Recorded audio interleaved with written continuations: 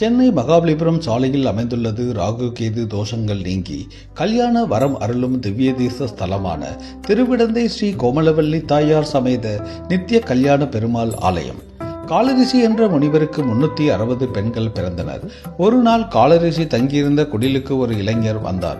அந்த இளைஞரின் முகத்தில் இருந்த தெய்வீக கலையை கண்ட முனிவர் அவருக்கு தனது அனைத்து மகள்களையும் திருமணம் முடித்து வைக்க விரும்பினார். அந்த இளைஞனும் தினம் ஒரு பெண்ணை திருமணம் செய்து கொள்வதாக கூறி மனம் செய்து கொண்டார். இறுதியில் அந்த இளைஞன் காலரிஷிக்கு வராக அவதாரத்தில் தோன்றி அனைத்து பெண்களையும் ஒரே பெண்ணாக, அதாவது லட்சுமி தேவியாக மாற்றி தனது இடது தொடையில் அமர்த்தி காட்சி கொடுத்தார். நித்தம் ஒரு கல்யாணம் செய்து கொண்டதால் இவர் நித்திய கல்யாண பெருமாள் என்றும், லட்சுமி தேவியை தனது இடது தொடையில் வைத்து காட்சி தந்ததால் இந்த ஸ்தலம் திருவிடந்தை என்றும் அழைக்கப்பட்டனர். நீண்ட நாட்கள் திருமண தடை உள்ளவர்கள் இந்த ஆலயத்தில் வழிபட்டு அருள் பெறலாம்.